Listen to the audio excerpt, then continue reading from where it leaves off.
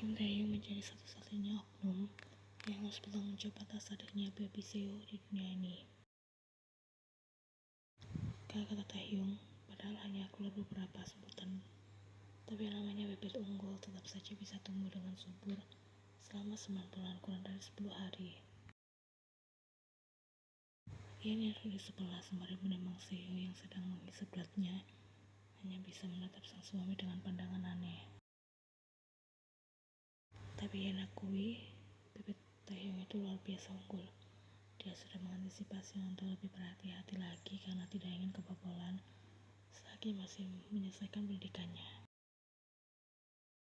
Taehyung yang dulunya langsung memberi tatapan tajam seolah ingin membantai orang di tempat ketika sedang asik mengobrol dengan Jiyeon dan tidak sengaja melihat Yen sedang melintas dekatnya.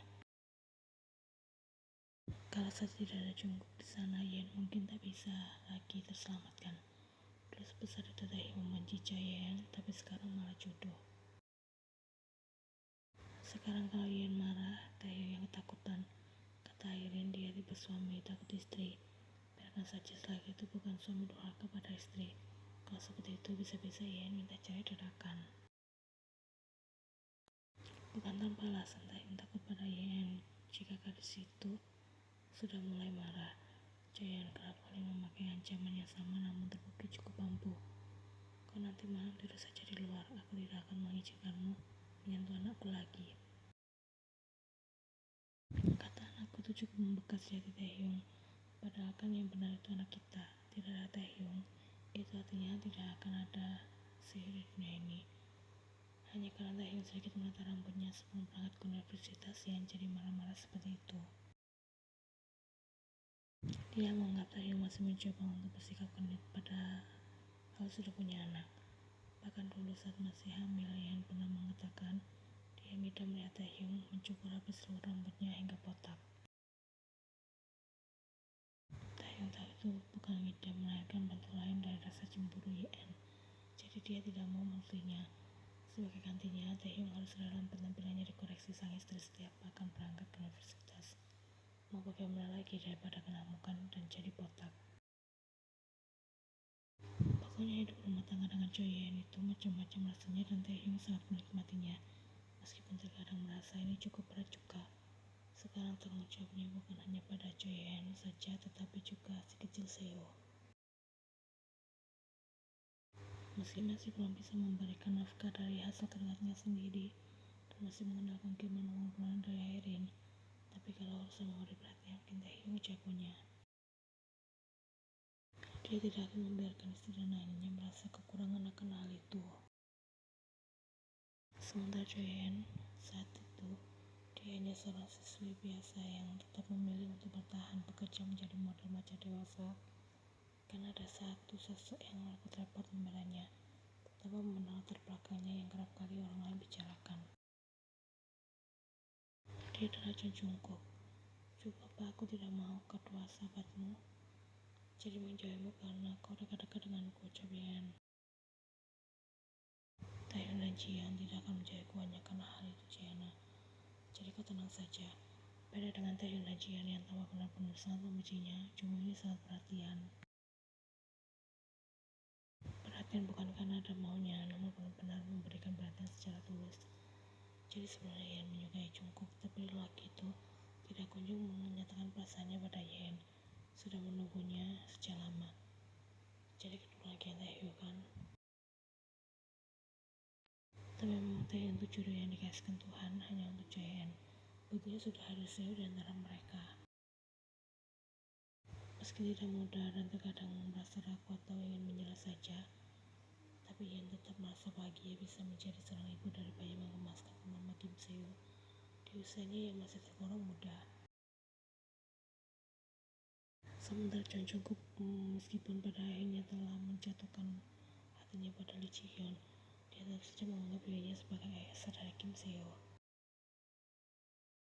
Tidak jauh nyali sama sekali meskipun Taehyung sudah memberikan tatapan tajam, bahkan ketika Jiyeon mulai mengomel dan meminta Jungkook untuk berhenti menggoda Taehyung. Kehadiran Seo mungkin memang tidak pernah diharapkan sebelumnya, namun kini dia menjadi pemersatu antara Taehyung dan Yen. Kim Taehyung, bisa kita bertemu dan bicara sebentar? Ia menjadi pihak pertama yang membaca pesan dari Jungkook yang baru saja dikirimkan di ponsel Taehyung. Karena memang saat itu ponsel Taehyung dia yang pegang. Mereka masih dalam perjalanan pulang dari rumah sakit setelah pemeriksaan rutinan dan para saya mengetahui jenis kelamin bayi mereka yang ternyata laki-laki. Keduanya secara sepakat memberikan nama Kim Seo. Sayang, ada pesan dari Jungkook ke Pak, ucap Yen. Apa yang dia kirimkan? Tanya Taehyung tanpa mengurangi konsentrasinya mengemudi. Ingin bertemu dan bicara, pasien. Di mana? Tidak tahu, mungkin dia menunggu jawaban darimu dulu, baru mengatakan tempat di mana kalian bisa bertemu. Pada saja dengan minta dia datang ke kafe dekat universitas. Aku akan pergi menemui Jungkook di sana setelah mengantarmu pulang ke rumah, ucap Taehyung. Yen mengaku mengerti dan segera mengerti pesan balasan untuk Jungkook, persis seperti yang Taehyung katakan. Ketika Taehyung datang ke tempat janjian mereka, dia bisa menemukan Jungkook sudah ada di sana, bahkan memesankan sekelas minuman jus jeruk untuk Taehyung. Ada apa? Tanya Taehyung tanpa ingin basa-basi setelah ia duduk di kursi. Hubungan bersahabat mereka memang sedang tidak baik-baik saja, tapi baik itu Taehyung maupun Jungkook bukan lagi anak kecil yang memutuskan untuk tidak saling sapa ataupun membenci satu sama lain seumur hidup. Kalau ada kesempatan untuk memperbaikinya, ya sudah, lakukan saja. Mereka sudah seperti keluarga besar, apalagi yang sering bercerita jika ibu Jungkook kerap kali datang ke rumah dan membawakan makanan bergizi khusus untuk ibu hamil. Beliau mengatakan jika itu sangat baik untuk perkembangan jalan bayinya. Wanita berbaik itu juga akan memberikan wejangan, sudah persis seperti sosok seorang ibu yang baik di mata Yen. Dia jauh berbeda dengan orang tua Ji-yeon yang mempunyai sisi humoris yang dapat membuat mood Yen naik ketika dia sedang merasa bosan karena harus berada di rumah terus-terusan. Sementara Taehyung pergi kuliah dan akhirnya tengah berada di luar negeri untuk menjalankan bisnis keluarga mereka. Mereka semua benar-benar orang yang baik, jadi tidak dirasanya jika hubungan sebaik itu terpaksa harus rusak hanya karena persahabatan antara Taehyung dan Jungkook yang sedikit merenggang. Aku minta maaf, ucap Jungkook. Taehyung sempat meresap jus jeruknya terlebih dahulu sebelum mengangguk dengan santai. Kalau Jungkook sudah seperti itu artinya dia benar-benar serius mengatakannya. Karena Taehyung mengenal Jungkook sebagai sosok yang tidak akan minta maaf sebelum menyesali semua perbuatannya. Aku terlalu terobsesi pada Choi N hingga mengenyampingkan fakta jika dia sudah sah menjadi istrimu. Tanpa sengaja aku hampir merusak rumah tangga kalian.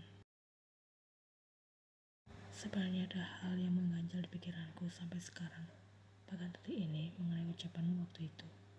Ucap Taehyung. Apa? Tanya Jungkook penasaran. Hari saat dimana kau datang menghampiriku di toilet perusahaan setelah aku mendapatkan serangan telur dari Yena dan para dayangnya. Saat itu kau mengatakan bagaimana jika seandainya bayi di perut Yen hilang. Jungkook tersenyum kali melihat raut Taehyung yang tambah serius. Astaga, aku tidak menyangka kau akan menyanggap serius hal itu. Bahkan kepikiran hingga sekarang, setidaknya sekarang aku bisa merasa tenang setelah mengetahui orang yang aku sukai berada di tangan orang yang tepat. Kamu Jungkook. Apa maksudmu? Tanya Taehyung tak mengerti. Aku hanya bercanda, Taehyung. Saat itu aku hanya ingin melihat reaksimu dan kau tahu apa? Atau wajahmu benar-benar seperti ingin melayangkan komentar di wajahku. Perlahan tapi pasti kau sudah mulai bisa menerima Choi N dan Juni. Balas Jungkook. Itu bukan hal yang bisa kau jadikan sebagai candaan. Lalu berhentilah memanggil calon bayi kami dengan nama Juni. Dia memang bayi laki-laki, kami sepakat memberikan nama Kim Seo. Sebut Taehyung tidak terima. Seo ya, aku mau Jungkook. Tampak menerawang sembari tersenyum tipis. Jika itu masalah candaan, bukankah hal itu sama sepertimu yang mengancam akan melempar Choi N dari lantai 2 ke arah kolam renang? Balas Jungkook dengan santai. Taehyung seketika terdiam. Menyadari jika selama ini dia dan Jungkook sama-sama memiliki sikap yang keterlaluan. Tidak ada bedanya. Aku minta maaf dengan tulus, perasaan yang dimiliki Choi N padaku telah memudar seiring dengan berjalannya waktu. Sebaliknya, kini dia mulai berjalan untuk menerimamu, sepenuhnya sebagai seorang suami juga ayah dari calon bayi yang tengah ia kandung. Sekeras apapun aku berusaha untuk mendapatkan kembali hatinya, hal itu akan berakhir dengan percuma saja. Lanjut Jungkook. Dalam hal ini aku banyak belajar jika mencintai itu tidak harus memiliki. Sebaliknya aku akan mencoba membuka hatiku untuk Lee Ji-yeon. Tapi jika kau berani berulah dan membuat Joyeon menangis serta kecewa, aku tidak akan segan-segan merebut kembali Joyeon dari sisimu. Ancam Jungkook dengan raut wajah bersungguh-sungguh. Mengenai Lee Ji-yeon, apakah serius ingin mencoba untuk membuka hati? Tanya Taehyung setengah tidak percaya. Jungkook membahas dengan anggukan mantap. Jika diberi satu kesempatan kembali ke masa lalu untuk merubah apa yang sudah terjadi di masa depan, Taehyung tidak memilih kembali di saat malam perayaan pesta perusahaan, saat dimana ia mendarai kesucian Joyeon. Mencegah hal tersebut terjadi jika saja Taehyung tahu resikonya akan seperti ini di masa depan. Menjadi seorang ayah tanpa memiliki rencana, mental seorang Kim Taehyung tidak pernah merasa siap untuk menghadapi kenyataan itu. Namun sebaliknya, Taehyung sangat ingin kembali ke masa di mana dia sengaja meminta Joyeon agar mereka bisa bertemu di depan restoran Seoul. Taehyung ingin menarik semua kata-katanya yang tidak berbau kemanusiaan, meminta Yeon untuk janin di perutnya. Sesaat setelah melihat Seo telah berhasil dilahirkan, ada rasa haru yang teramat dalam, dan merasa percaya itu lebih mendominasi. Taehyung tidak bisa membayangkan bagaimana jika dulu dia benar-benar tidak bersedia bertanggung jawab dan membiarkan Joyeon melewati masa pertaruhan nyawa ini sendirian. Yeon sudah berada di rumah sakit sejak tanggal 2 bulan September, tepatnya pukul 9 pagi, menahan sakitnya kontraksi hampir selama 24 jam. Sebelum akhirnya Seo berhasil lahir keesokan harinya, tepat pada tanggal 3 September, pukul 8:25 pagi. Taehyung merasa lelah, Yeon apalagi. Dia tidak bisa tidur semalaman karena terus-menerus mengeluh kesakitan. Hal itu juga membuat Taehyung ikutan tidak bisa tidur dan menawarkan bantuan apapun itu bentuknya untuk membuat Yeon bisa merasa lebih baik. Joyeon telah berada di ujung batas kemampuannya untuk mempertahankan kesadarannya ketika akhirnya Dr. Lee menarik keluar sosok bayi mungilnya yang telah tinggal dengan nyaman selama 9 bulan di dalam perut hangat gadis itu. Taehyung pikir Yeon telah jatuh pingsan setelah melihat kedua kelopak mata sang istri yang terpejam, bahkan ketika perawat suster sibuk membersihkan Seo dari sisa kelahiran. Namun kekhawatiran Taehyung tidak berlangsung lama. Dia menemukan sang istri kembali membuka kedua matanya, mulai menatap dan menyentuh Seo sembari menangis terharu, memanggil nama sang buah hati berulang kali. Dan yang namanya lahiran tidak sesimpel itu. Masih banyak yang harus dilakukan setelah bayi berhasil dikeluarkan. Selain menatap Seo yang sedang ditangani oleh para suster tak jauh di sana untuk ditimbang berat badannya, juga penyentuh tubuhnya dan serangkaian pemeriksaan dasar lainnya, genggaman tangan Taehyung juga menjadi kekuatan bagi Yeon ketika Dr. Lee menyelesaikan tahap akhir dari proses persalinan dengan beberapa jahitan ke bawah sana. Setelah ini selesai, aku akan memberikan apapun yang kau inginkan. Aku berjanji. Jadi tolong tahan sakitnya sebentar lagi ya sayang.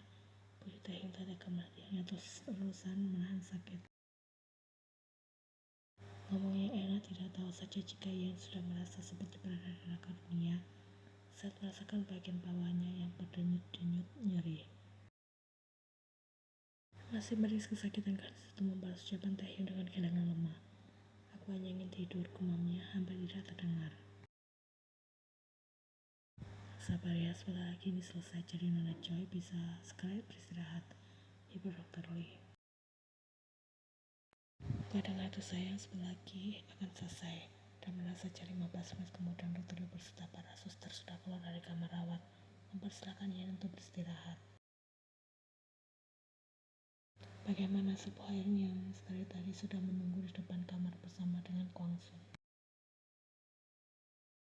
Taehyung memperlihatkan senyum lebarnya, sangat sempurna Nona. Tampan lucu mengemaskan dan sekarang aku sudah menjadi seorang ayah. Selama menjadi seorang ayah adikku, Airin balas tersenyum dengan kedua mata yang tampak berkaca-kaca lantaran merasa terharu. Aku turut bahagia menyambut kelahiran putramu. Akhirnya, aku punya keponakan juga yang menjadi penerus keluarga Kim. Lanjut gadis itu. Terima kasih banyak Nona. Selama ini kau sudah banyak membantu dan memberikan perhatian padaku, Yen dan juga Seo. Balas Taehyung yang ditanggapi anggukan oleh Airin. Selamat atas status barunya sebagai seorang ayah tuan muda. Terima kasih Kwang Sun. Sutradara sosok senior Kapali yang disebut sebagai sutar bibir tebal dengan lipstik merah menyala menyebutkan jika Kim Seo layak dengan berat 3,2 kg dan tinggi badan 52,8 cm dengan kondisi sempurna tanpa kekurangan apapun. Lucu sekali, sangat mirip denganmu dalam versi Mimi. Ucap Airin merasa gemas saat pertama kali berjumpa dengan Seo saat Taehyung mempersilahkan mereka masuk ke dalam kamar rawat.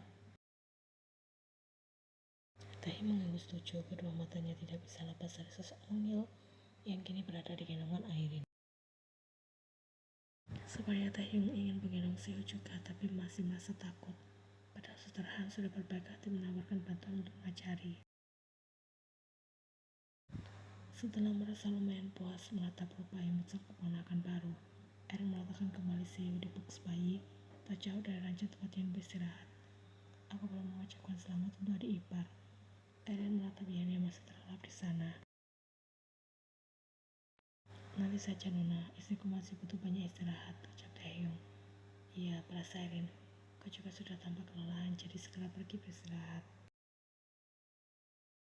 Aku memang merasa lelah, tapi sepertinya aku tidak bisa tidur sebelum membicarakan masalah pengasuh yang akan dipekerjakan untuk menjaga Seo setelah pulang dari rumah sakit nantinya. Aku harap Nona tidak memilih sembarangan orang. Sejak kapan aku pernah bertindak sembarangan jika itu sudah menyangkut soal keluarga? Tanya Airin heran. Bahkan jika itu hanya sebuah brokoli untuk menu makan siangmu, aku pastikan untuk memilih kualitas yang terbaik, lanjutnya. Taehyung hanya bisa tertawa ringan mendengar ucapan Airin. Kakak perempuannya itu memang yang terbaik.